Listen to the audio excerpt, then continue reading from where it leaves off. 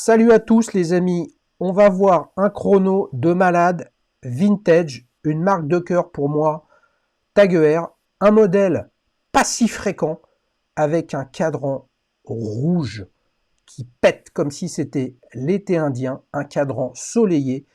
Je ne vous en dis pas plus, c'est Nathan qui nous raconte tout ça dans un nouveau Duel Time.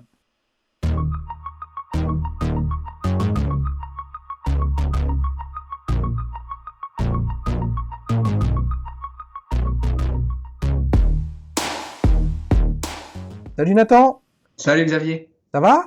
ça va et toi? Mais ça va bien. Et purée, pourquoi moi je suis tout sombre et toi t'es tout clair? T'es où? T'es au soleil? Pas du tout, sur le nord de la France, donc pas trop, mais Ouais, mais attends, t'as l'accent du midi qui nous amène du soleil, hein, t'es d'où? des Landes. Des Landes. Aïe, aïe, aïe, aïe, aïe, aïe, aïe, aïe, aïe. Ça, c'est la... Des Landes, des Landes, des Landes. C'est quoi les Landes? C'est Dax? C'est ça, exactement. Eh ben voilà! Écoutez, les amis, ce n'est pas la course landaise que nous allons faire, c'est la Tag Heuer Carrera Red série limitée. Une tuerie. C'est parti, mon kiki. Alors, raconte-nous tout. Quand est-ce que tu l'as acheté? Pourquoi tu l'as acheté? Qu'est-ce qui t'a plu dans cette montre? Du coup, je l'ai acheté pour mes 22 ans. J'ai eu le jour de mon 22e anniversaire en décembre. Ouais. Il faut savoir que c'est un AD sur Strasbourg, qui est une boutique officielle Tag Heuer, du coup, qui m'avait contacté l'été dernier, qui m'avait dit, écoute, j'ai une super pièce pour toi, regarde-moi ça. Et puis je l'avais laissé passer parce que j'avais peut-être pas le budget nécessaire et pas la bonne réflexion. Et puis au fur et à mesure, il m'a dit qu'il allait en avoir peut-être une deuxième. Et du coup, sur la deuxième, quand il m'a certifié qu'il rentrait une deuxième pièce, je lui ai dit, bon écoute, j'ai bien réfléchi, il faut foncer. Et j'ai foncé. Et 3 mois après, je l'avais au poignet. Donc Alors, explique-moi un truc, parce que là, les amis, là, on a fait ce qu'on appelle la diagonale du fou. C'est-à-dire, le mec, il est de Dax, et il y a un AD de Strasbourg, c'est-à-dire à l'opposé de la France, qui l'appelle. Comment tu as été en contact avec cet AD? alors, j'allais y venir. Du coup, ça remonte à plusieurs années en arrière. Je commence une collection de montres pour mes 20 ans où mes parents m'achètent une Pékinais Royal Manuel, du coup, que j'avais vu dans l'épisode que vous aviez pu proposer. Gros coup de cœur, donc j'avais flashé là-dessus. J'avais dit, je me lance dans l'horlogerie avec une marque française, un savoir-faire de dingue. Donc, mes parents m'offrent pour mes 20 ans cette belle montre. Et Super. après, je veux me lancer du coup moi-même. Je commence à regarder ce qui se fait, etc. Et je vois tout de suite Omega, la grande histoire, les Speedmaster, etc.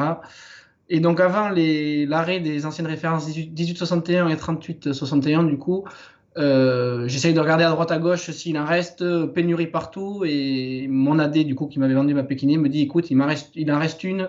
J'ai une connaissance sur Strasbourg, il en reste une, fonce, tu vas voir, ils sont super. Donc j'appelle, pas trop convaincu, et là ils me disent, ouais, il m'en reste une, et du coup, je saute le pas, et puis ça a été le début d'une grande relation professionnelle, parce que ben, du coup, j'ai amené beaucoup de personnes que je connais vers cette boutique, et on est très satisfait de leur professionnalisme et de leur Ça marche, écoute envers nous. ça marche, c'est vraiment original comme truc, parce que regarde, ça signifie que donc, est-ce que tu l'avais essayé la Pas Pékinier? du tout, Donc la Pékinier, tu l'avais pas essayé, et la Speed non plus. non, Et la Tag? non plus. Aïe, aïe, aïe, aïe, aïe, les amis! Je mets un 3 coups de trompette, là. Ouh! Attends, mais tu les essayes jamais? Sur toutes celles que j'ai achetées, non. Il n'y en a pas une que j'ai essayée. Purée, la vache. Ça, c'est Et ce qu'on appelle un jeune qui a le nez creux, les amis. Il sait quand ça lui va. Alors, parce que, pour le coup, parlons un petit peu de cette Tag Heuer Carrera. Vraiment, look vintage d'époque, hein. c'est ça. Et ça, quand Tag Heuer vient sur le vintage, sur ses rééditions, bah, évidemment, ils écrivent pas Tag Heuer dessus, il n'y a que le logo Heuer d'époque. C'est ça. Mais on est en 39. Exactement. C'est Après, il faut savoir que j'ai des tout petits poignets, donc Ouais, non voilà, mais du diabète. Mais une speed que je connais bien, c'est en 42. oui, C'est microscopique là, cette ER Carrera. ouais, microscopique. Après, il faut le cadran en jette, donc ça paraît pas si petit que ça non plus. Ouais, ouais. C'est vrai que tu as un cadran exceptionnel. C'est une série limitée, c'est une série numérotée, c'est quoi? Non, c'est une série limitée. Avant, du coup, Tag Heuer numérotait ses pièces comme toute manufacture, avec le numéro de chaque montre. Et maintenant, ils sont passés sur des séries limitées avec one off le nombre de pièces produites. D'accord. Donc là, c'est une édition limitée à 600 pièces et donc toutes les pièces sont identiques avec écrit une des 600 pour éviter cet aspect spéculatif et cet aspect du coup que plusieurs manufactures veulent éviter désormais. Alors, sans nous dire quel est ton numéro, parce que sinon ça dévoilerait trop d'infos, en tout cas j'estime personnellement, tu as un numéro qui te plaît ou pas? J'avais un numéro qui me plaisait, mais du coup, vu que c'est marqué 1 sur 600, il n'y a pas de numéro à proprement parler, à part la référence de la montre. Euh, Ah, attends, bouge pas, c'est One of 600, mais c'est pas, t'as pas la 17 sur 600. non, Ah, d'accord, ok, ok. Bon, bah si t'étais fétichiste du numéro, c'est raté, quoi. voilà, exactement. Alors, ok, donc on comprend comment tu t'es retrouvé finalement en relation et ce qui fait que tu traverses la France virtuellement pour acheter une montre à Strasbourg.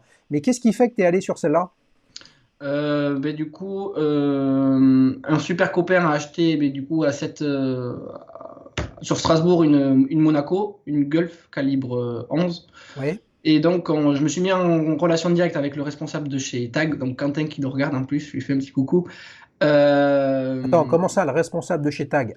Chez 7AD à Strasbourg. voilà, il est Ok. responsable de la boutique Tag Heuer sur Salut Strasbourg. Quentin. Et du coup, c'est avec lui que du coup j'ai acheté plusieurs autres montres hors Tag Heuer. Et après, il m'a dit, moi, ce qui m'embêtait, c'est que Tag faisait toujours des gros diamètres, des montres volumineuses, et que j'avais pas quelque chose qui me plaisait sur des tailles plus petites. Et donc, j'ai eu la chance en plus en septembre de partir du coup sur Strasbourg. Et je suis parti avec le centre Porsche de Strasbourg et la maison Janton directement visiter la manuf à la Chaux-de-Fonds de Tag Heuer. Donc là, j'ai pu me rendre compte de tout ce qui se faisait, etc., découvrir la manufacture en plus en détail. Ouais, Et donc, ça m'a conforté dans mon choix ouais, de. ouais, parce que Strasbourg, la Chaux-de-Fonds, t'as quoi? T'as 3 heures de route maximum? En Porsche, un peu moins que la normale. Mais Ouais, ouais, ouais, mais c'est pas très loin, quoi, hein. non, non, non, non, ouais, il y a 3 4 heures de route, je Ouais, pense. ouais, À peu ouais, près. c'est clair, c'est clair. Étant passé en Alsace dernièrement, effectivement, dès que tu pointes vers le sud hein, et que tu descends l'Alsace, tu arrives vite, vite entre guillemets, en Suisse. C'est ça. Alors, on comprend euh, que tu avais une vision en partie erronée, ou en tout cas tu voyais en Taguer plutôt des montres de gros gabarit. C'est ça. Plus, voilà, ma Voilà, stock est très voilà. Donc costaud. là, mais pour autant, cette Carrera, elle existe avec d'autres cadrans. Elle existe avec d'autres cadrans. Ils ont sorti, donc cette pièce, elle est sortie en 2022. En 2021, ils avaient sorti la même en cadran vert, il me semble, en édition limitée à 600 pièces aussi. Là, ils ont sorti récemment la Panda en édition limitée aussi. Donc, c'est quelque chose qui se renouvelle quand même au fur et à mesure des années sur des séries limitées qui privilégient maintenant sur des pièces de ce gabarit. Ouais, tu l'as à ton poignet là? Ouais, Alors, fais-nous voir. je Euh, sais pas si on la non, voit pas bien. trop, pas trop. Ouais, voilà, très bien comme ça là. Ok, ok. Attends, relève-la un petit peu, sinon on la voit pas. Ok. Bah là, on voit, là pour le coup, les amis, on voit vraiment, même si c'est un petit peu pixelisé, on voit vraiment le traitement soleillé rouge qui passe du rose au noir en fait, quasiment, hein. C'est juste dingue, ouais. En fonction de la luminosité, le cadran, il donne complètement différemment. Quand on est au soleil, il est vraiment électrique. Quand on est sur du sombre, on peut presque le confondre à un cadran très sombre, voire noir. Ouais. Donc, en fonction de la lumière, Ah, on le le voit cadran bouge clairement sur beaucoup. les photos que tu nous as envoyées. Alors, je vais le titiller un petit peu, les amis, parce que regardez là. Là, on a une photo, bam! On prend une claque avec cette couleur lit de vin. On a même l'impression qu'il y a de la transparence, un peu comme si on, euh, on regardait une bonne bouteille de Pinot Noir d'Alsace, hein. Ça, c'est pour Quentin. Après, il y a du vin au sud-ouest, mais là, je connais moins bien. Regardez ça, c'est magnifique. Alors ça, c'est une photo de chez Taguer. Ça, c'est une photo de Quentin. Regardez comme elle est belle. La montre est lumineuse, lumière naturelle, avec la montre portée au poignet, au plein milieu de la photo. Et il a quand même réussi à m'envoyer une photo, les amis, qui est là. Elle n'est pas recadrée. Alors là, on peut voir quand même qu'il y a une superbe pierre au premier plan. Alors, est-ce que c'est du grès, du gypse, du granit? On voit on voit de l'herbe, des bagnoles, il y a des belles voitures, hein, des maisons. Et là, tu nous as fait une photo, mon cher Nathan, où on se dit, mais en fait, quel est le sujet de la photo? Est-ce que c'est la montre ou est-ce que c'est autre chose? Je te taquine un petit peu, les amis, parce que c'est pour vous passer le message.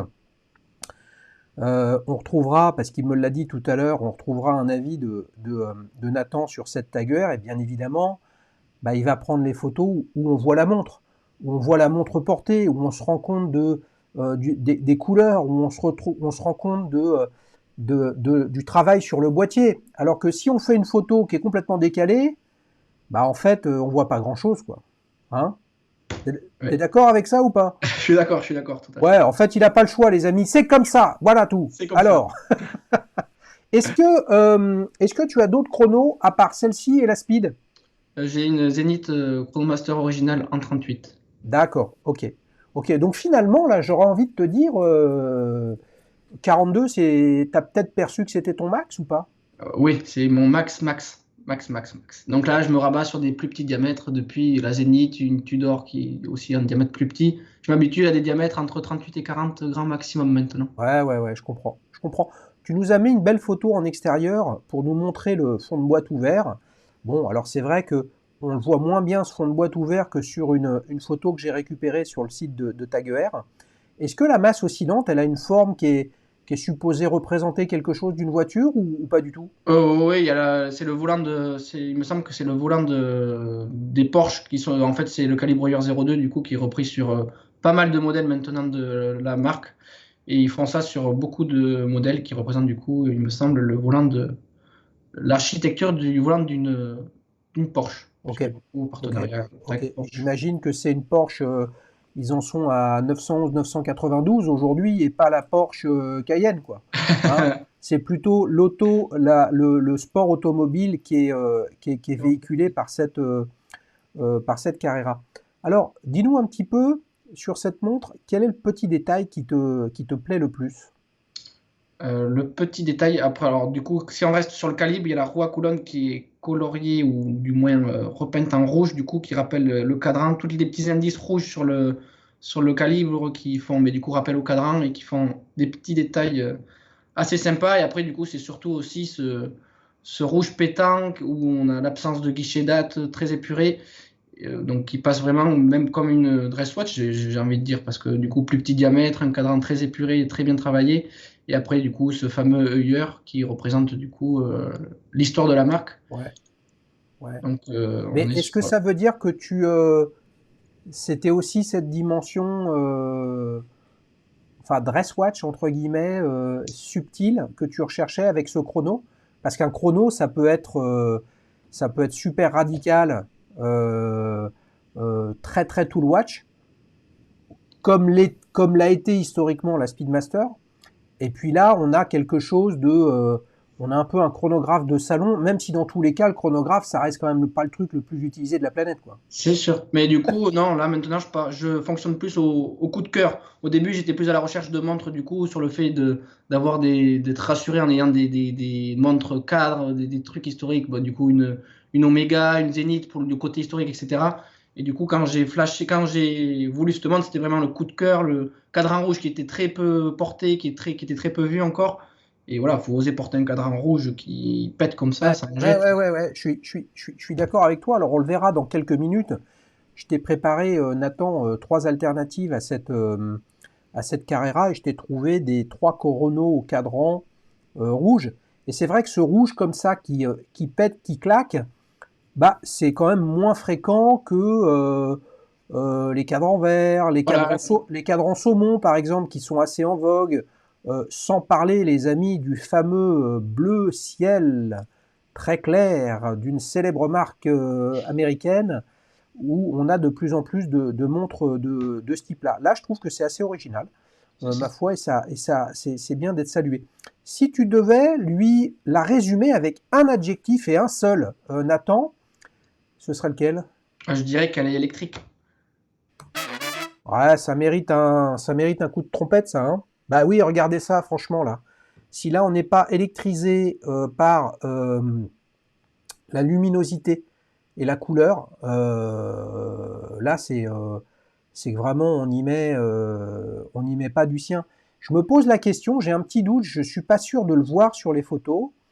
Est-ce que les sous-cadrans ont un traitement différent du soleillé global du cadran? Ouais, très légèrement. Ça se remarque quand on y prête vraiment attention.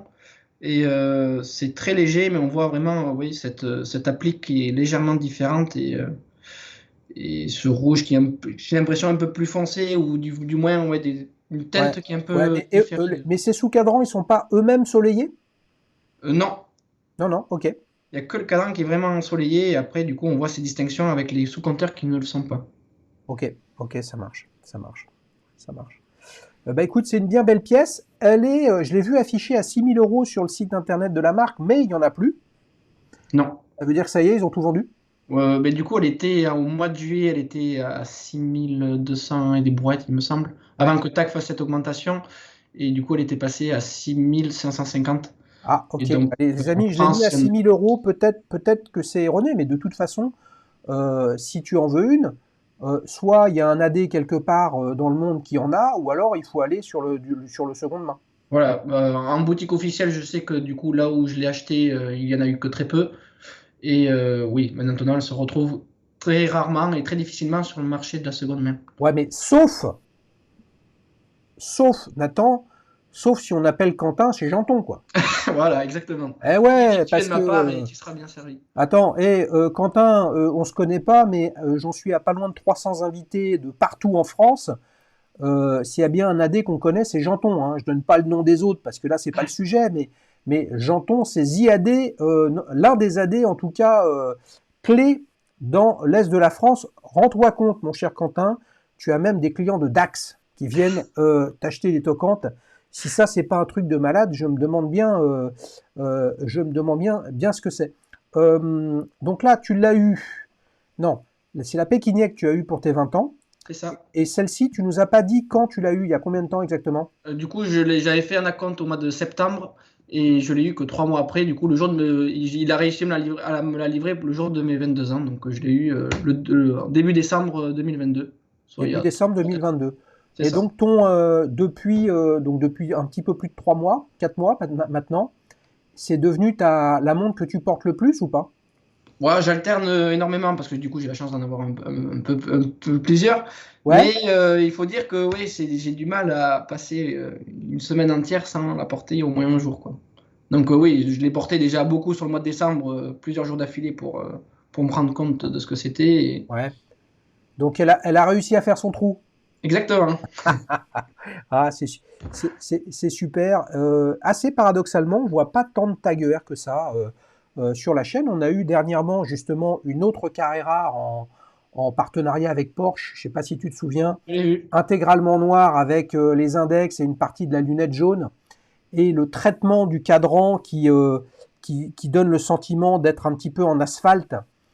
C'était pas mal du tout. Et pour le coup, bah, c'est pas mal du tout si on aime des montres assez fortes et assez puissantes, alors que là, on est plutôt dans quelque chose de discret et raffiné, Plus élégant, même si exactement. le raffinement, chacun le voit midi à sa porte, discret, même si c'est quand même super voyant, mais pas électrique non plus, quoi. Oui, tout à fait. Mais du coup, elle est pour moi impeccable. Eh ben, c'est magique, les amis. Vous savez quoi? On vient de se régaler avec cette histoire et comment Nathan en est arrivé à cette tag ER, pardon, Carrera Red Dial. Donc maintenant, tu le sais, puisque tu connais l'émission et tu as proposé de venir, je vais te présenter trois alternatives des chronographes avec des cadrans rouges. Un rouge très similaire. On n'est pas dans le rose, on n'est pas dans le saumon, hein, on n'est pas dans le violet, on est vraiment dans le rouge. Et je t'ai sorti trois chronographes dans des gammes de prix différentes. Mais tu le sais, Dual Time, c'est plutôt une logique de première impression par rapport à ce que je te montre, parce que on ne voit qu'une image en deux dimensions, il n'y a pas d'épaisseur, il n'y a pas de ressenti. Donc amener le prix, ça n'a pas beaucoup d'importance, mais on est sur une gamme de prix entre 3000 et 7000 euros. Donc somme toute, des alternatives à cette ER Carrera. Est-ce que tu es prêt pour la première alternative? Allez, c'est parti. C'est parti. On commence avec la Alexander Shorokov Square and Round en acier. Alors, je te demande juste une chose, de pas trop te préoccuper des dimensions. Parce que forcément, là, si 42 c'est un chouïa gros pour toi, là on est sur du 44,5 de côté. Donc autant te dire que c'est gros comme une Bell & Ross BR01. Hein. Voilà. Le look.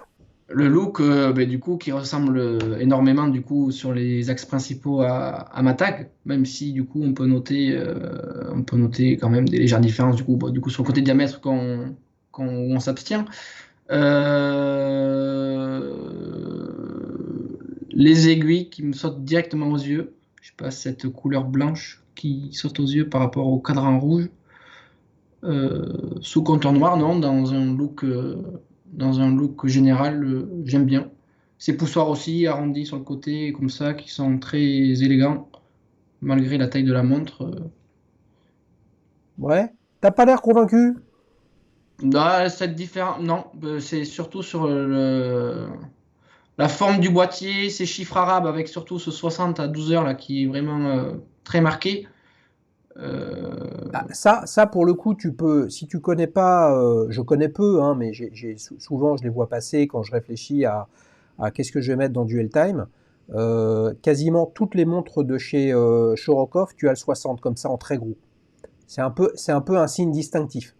Ok, vu que c'est une manufacture que je connais pas, au moins c'est un bon exercice de voir que du coup les premières impressions sont du coup sur cet élément marquant de la marque. Ouais. Bah après, les aiguilles blanches, t'as raison, elles sont blanches et puis en plus, elles sont très particulières. T'as une double feuille pour les minutes et puis t'as une sorte d'as de pique pour les heures là. Bon. Euh, Est-ce qu'il y a un truc d'un côté qui te plaît beaucoup et de l'autre côté qui te déplaît fortement? Ce qui me plaît bien, c'est ce contraste noir-rouge avec les sous-compteurs noirs, le bracelet croco noir et cette lunette noire à l'intérieur du cadran. Et ouais, l'élément qui me dérangerait le plus, c'est ce contraste des chiffres et des aiguilles qui me paraît un peu, pas hors élément, mais pas dans le sujet de la montre où j'aurais vu quelque chose de plus sobre et plus, Ouais. Ouais. quelque chose qui se rapprochait plus de ma tag. Ouais. Qu'est-ce que tu penses de séance là? Particulier, après Particulier, voir. ça veut dire que tu aimes pas?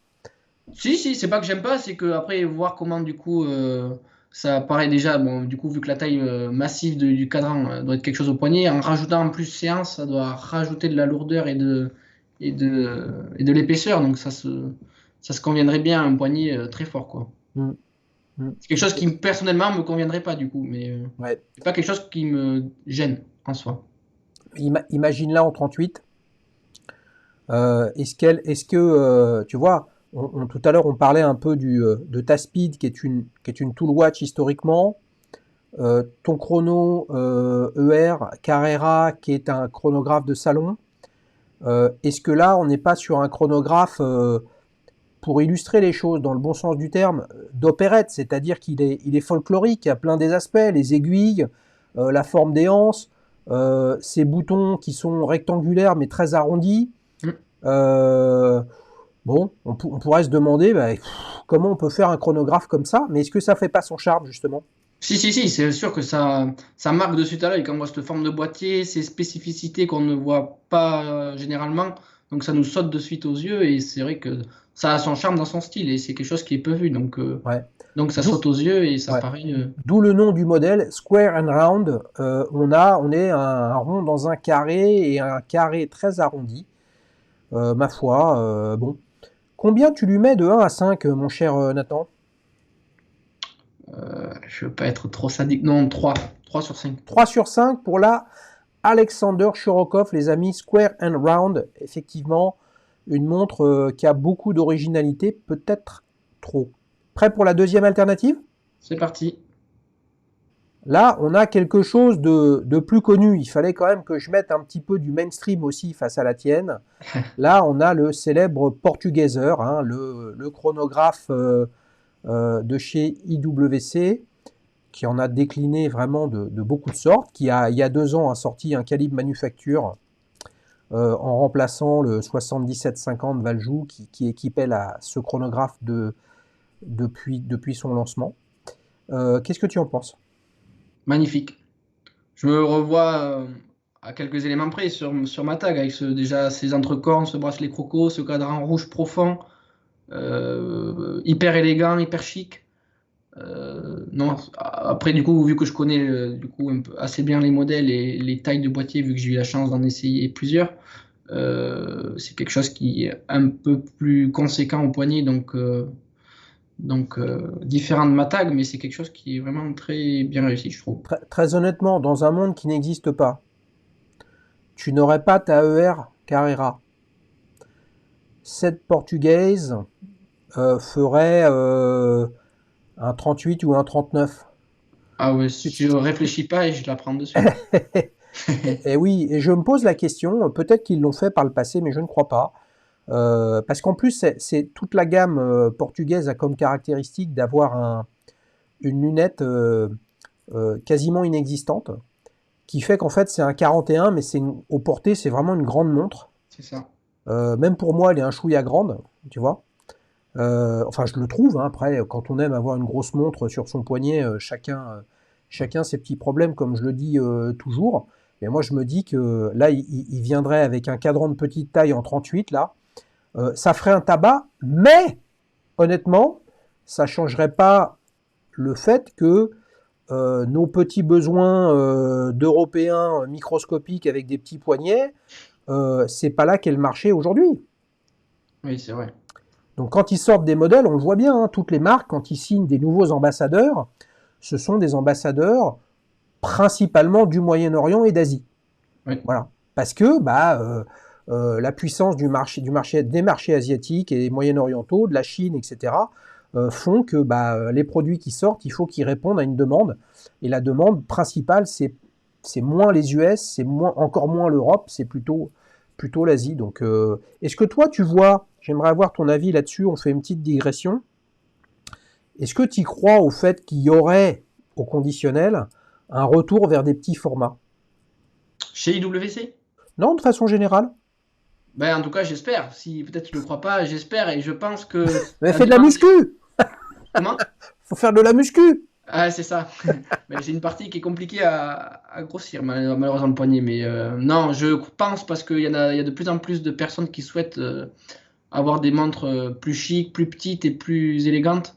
Donc, même si la demande a toujours été là pour des diamètres plus gros, je pense qu'il va falloir s'adapter à un marché qui tend vers des diamètres qui tendent vers le 40 mm et non vers des 40. Là, un 41, mais qui paraît plus gros. Donc, après, c'est toujours une perception qu'on a au poignet et chacun a son ressenti. Il y en a qui ont des petits poignets qui vont apprécier avoir une grosse montre et des gros poignets qui vont avoir. C'est une perception de chaque personne. Chaque personne est différente et chacun perçoit les choses différemment. Ouais, je comprends. Je comprends. Je comprends, mais enfin, c'est pas que j'y crois pas, c'est que, ouais, c'est pas parce qu'il y a quelques marques qui sortent des trucs plus petits que pour autant c'est une tendance. Je pense que c'est difficile à analyser. Il y a que les marques qui le savent, ou alors les spécialistes, les consultants, les agences, etc. Moi, j'en sais rien. En tout cas, il sortirait peut-être qu'elle existe d'ailleurs, hein, je n'en sais rien, mais il sortirait comme ça un chrono IWC plus petit. À titre perso, je crois que je serais dans la même équipe que toi, mon cher Nathan. C'est un truc à faire une connerie, quoi. Alors, combien tu lui mets de 1 à 5? 4. 4. Donc tu gardes un petit peu de place pour la suite, là. Exactement. Alors, qu'est-ce qu'on a après? Là, on a un style très décalé pour toi, par rapport à ce que tu as, bien évidemment. Peut-être qu'il va te plaire. Nous avons une Tutima Glass Shooter. Rien à voir en termes de forme de boîtier, de positionnement des sous-cadrans, des aiguilles, de style, mais avec une couleur.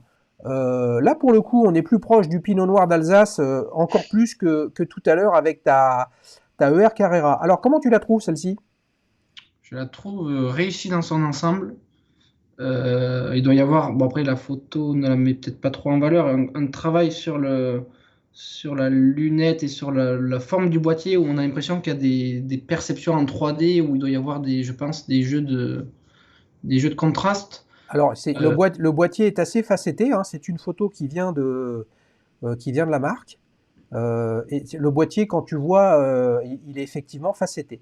Tu vois, à 10h30 et à 13h30, tu vois les débuts des facettes. Du coup, non, je reste sur une bonne impression en général, du coup, avec ces deux gros sous-cadrans qui sont bien symétriques sur l'axe vertical. Un guichet date qui paraît pas si grossier que ça. Bonne impression générale. Ouais. Tu as vu elle a deux grandes aiguilles des secondes, hein, donc ça doit être un chrono rattrapante. Comme fait Breitling, ouais, Voilà. avec ses modèles. Et donc là, on a un chrono avec trois sous-cadrans comme toi, mais toi, ils sont positionnés en compax, alors que là, c'est différent. Et toi, tu as pas de date hein, de mémoire Non, sur ta ER. Ok. Comment t'aimes bien l'intégration? Qu'est-ce que tu penses d'un disque de date avec le fond qui est blanc et qui est pas de la couleur de la montre? C'est une bonne euh, chose? C'est quoi? non, moi j'aurais préféré, je pense, ça avec le logo de la marque plus centré sur décalé un peu plus du coup entre l'indice 3 heures et le centre du cadran, où ça aurait été, je pense, un peu plus élégant et un peu plus proportionnel, je pense que. Après, il y en a qui préfèrent avoir la date, d'autres non, mais je trouve que là, il y a déjà la montre est assez chargée comme ça et je pense qu'il n'est pas nécessairement obligatoire. Ouais. Ouais, il y a quand même d'autres choses intéressantes, je trouve aussi, sur ce modèle, c'est la discrétion et l'intégration dans la boîte des boutons poussoirs du chrono, qu'on voit quasiment pas. Tu Tout vois, à fait. ça c'est intéressant. Là où à titre perso, je suis moins attiré, même si c'est original, c'est la forme des aiguilles heure-minute, que je trouve un petit chouïa agressive quand même. Ouais, mais moi je trouve que ben, du coup, en osant une couleur de cadran comme ça, oser avoir des aiguilles aussi pétantes et pas électriques, je vais dire, mais saillantes, on dirait, mais du coup, Ouais, je ouais, trouve que ouais. ça lui va bien dans son ensemble. Qu'est-ce que tu penses du bracelet? Là, on est clairement sur un bracelet intégré Ouais, avec un maillon qui pourrait presque venir chez Hermès, hein. On voit un H comme ça, qui est manifestement en polymiroir. qui doit être très confortable au poignet, mais quelque chose qui pourrait pas mettre du coup, que je pourrais pas porter, je pense, parce du fait de la largeur des maillons et de l'épaisseur de la montre en général, je pense. Ah bah là, là, je pense que chez Tutima, on est sur une base historique Valjoux ou équivalent. Donc, de fait, là, on est sur une montre qui va être à 15 mm d'épaisseur, hein. Oui, voilà. Donc 15 mm d'épaisseur avec un bracelet intégré sur le poignet de poulet de Nathan, ça marche pas, quoi, hein. Ça marche pas. Combien tu lui mets de 1 à 5, mon cher Nathan? Je vais la classer entre les deux premières, donc je vais dire 3,5. 3,5 sur 5 pour la Tutima Glashütte Saxon One chronographe.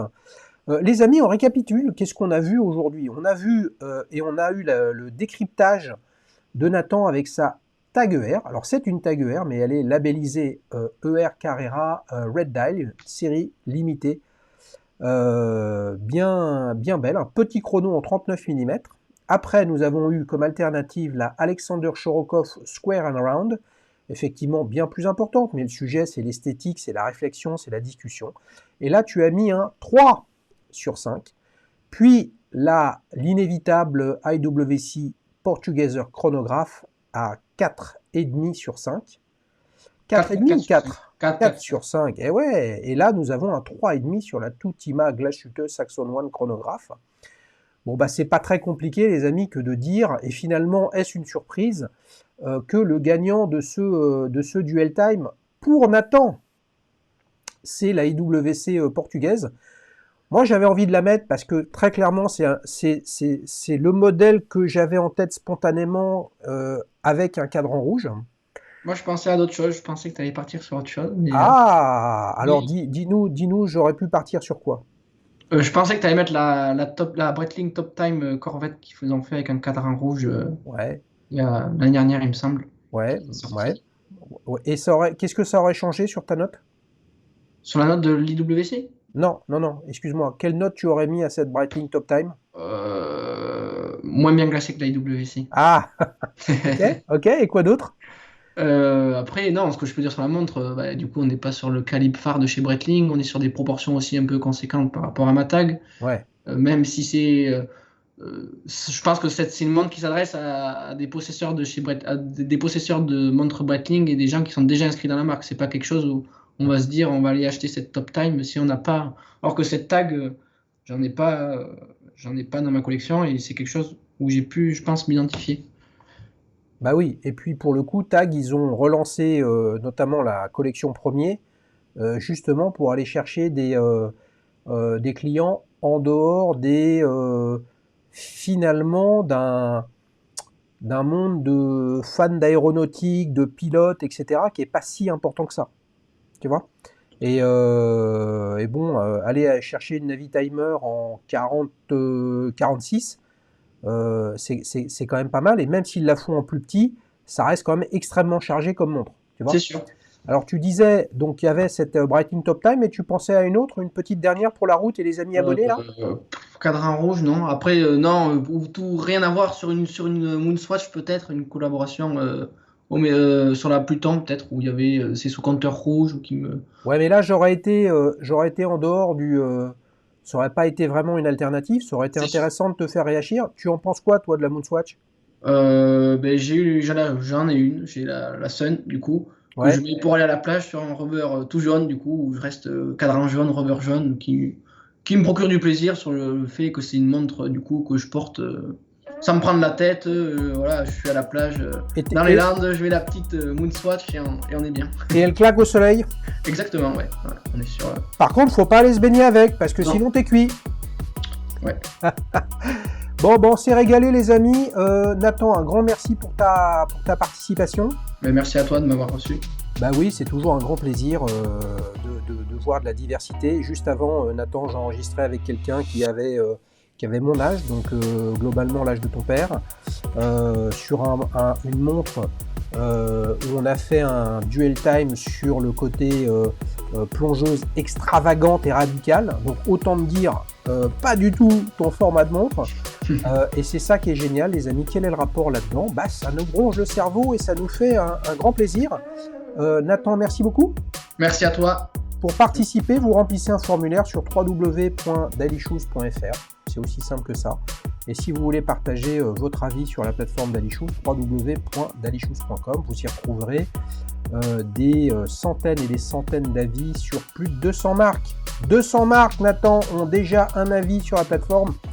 Je vous dis ça à la date de l'enregistrement. Il y en a plusieurs dizaines tous les jours qui s'inscrivent.